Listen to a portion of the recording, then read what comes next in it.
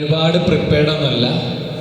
കുറേ നാൾ മുമ്പ് കോളേജിലൊക്കെ പഠിക്കുന്ന കാലത്ത് അവതരിപ്പിച്ച ഒരു മോണോ ആക്റ്റാണ്. അതിപ്പോഴും കാലിക പ്രസക്തമാണ് എന്ന് തന്നെയാണ് വിശ്വസിക്കുന്നത്. ആ ഒരർത്ഥത്തിലാണ് അവതരിപ്പിക്കുന്നത്. അപ്പോൾ പുരാണത്തിലെ ഏകലവ്യൻ എന്ന കഥാപാത്രത്തെ നമുക്ക് വിസ്മരിക്കാൻ കഴിയില്ല. ഏകലവ്യൻ എന്ന കഥാപാത്രം പുതിയ കാലത്തെ വിദ്യാഭ്യാസ ലോകത്തേക്ക് വരുന്നതും അതിനുശേഷം സംഭവിക്കുന്ന കാര്യങ്ങളും ആണ് ഇവിടെ അവതരിപ്പിക്കാൻ വേണ്ടി ശ്രമിക്കുന്നത്. ഏകലവ്യൻ ഈ ഒരു പുതിയ കാലത്തേക്ക് വരുമ്പോൾ എങ്ങനെയായിരിക്കും എന്നുള്ളത്.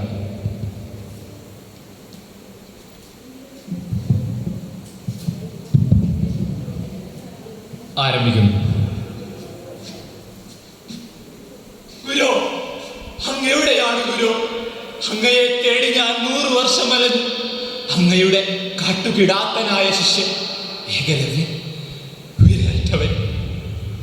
വിരൽ, ഇവന്റെ പെരുവിരൽ മുറിച്ച് വാങ്ങൂ ഗുരു. അത് അർജുന, നാം നിന്റെ ഗുരുവെങ്കിൽ ഒരു കാട്ടുപൂച്ചയും നിന്റെ വഴിമുഴക്കുകയില്ല. ഏകലവ്യ, നാം ദ്രോണാചാര്യർ 4 വേദവും പിന്നെ അധികവേദമായ ധനുർവേദവും ഈ ഒരൊറ്റ കൈക്കുമ്പിളിലേന്തി കുടിച്ചു തീർത്തവൻ. നാം നിന്നോട് ആവശ്യപ്പെടുന്നു, മുറിച്ചു തരിക.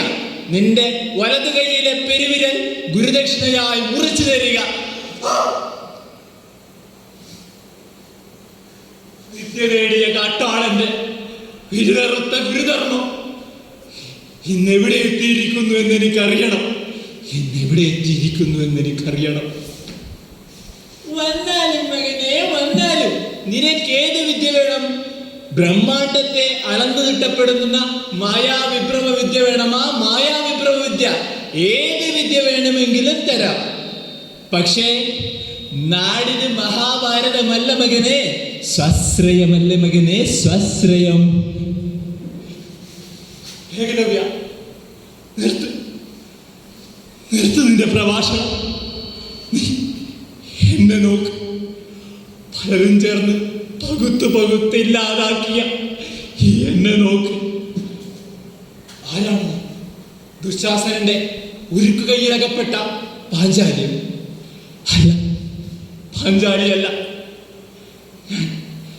ഞാൻ സരസ്വതി, പാവപ്പെട്ട കർഷകന്റെ മകൾ. വിദ്യയുടെ പുതിയ തെരുവീതികൾ അറിയാതെ ഇവിടെ വന്ന് പെട്ടുപോയവൻ. ആദ്യം പരിചയപ്പെടാനെന്ന് പറഞ്ഞാണ് അവരെന്നെ. സംവരണ കുട്ടിയെങ്കിലും നീയൊരു സുന്ദരി. നിന്റെ മാദക സൗന്ദര്യം എന്നെ മാറ്റി. നമുക്ക് ഗാഢമായി ഒന്ന് പരിചയപ്പെടാം. ഗുരു, അങ്ങെവിടെയാണ് ഗുരു? വിദ്യ എങ്ങനെ പാവപ്പെട്ടവരുടെ കുരുതിക്കളമാകും ഗുരു? വിദ്യ എങ്ങനെ പാവപ്പെട്ടവരുടെ കുരുതിക്കളമാകും? ഗുരു, എന്നാ ഗുരുവായാലേ? വാദ്യരായാലേ പിള്ളേരുടെ കാര്യം നോക്കി അച്ചടക്കി നിൽക്കണം. അല്ലാതെ അങ്ങേ കിടക്കണ ചോദ്യക്കൂട്ടിലിട്ട് കാക്കക്കൂട്ടിലിട്ട് ചോദ്യക്കല്ലെറിയേണ്ട വല്ല കാര്യം ഉണ്ടായിരുന്നു ഇയാൾക്ക്? അച്ഛൻ വരുന്നുണ്ട്. അച്ഛൻ പറ. ഇടവകക്കാരനല്ലേ, കുഞ്ഞാടല്ലേ എന്ന് കരുതിയ കോളേജിൽ ഒരവസരം കൊടുത്തു. പക്ഷേ അനാവശ്യമായ കാര്യങ്ങളിൽ ഇടപെടാൻ ആരാ അയാളോട് പറഞ്ഞേ? എല്ലാവരും ഈ കൂട്ടത്തോടെ വരും. എന്താന്ന് വെച്ചാൽ അയാളായിക്കോട്ടെ. വാദ്യരായാലേ പിള്ളേരുടെ കാര്യം നോക്കി അങ്ങ് കൂടിക്കണം. അല്ലാതെ വല്ല ആവശ്യം ഉണ്ടായിരുന്നു ഇയാൾക്ക്?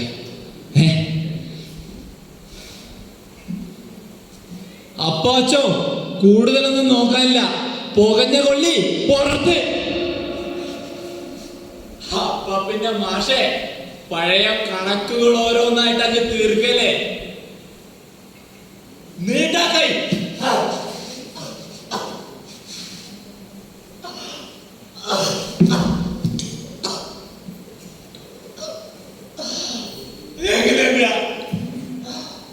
പുത്ര,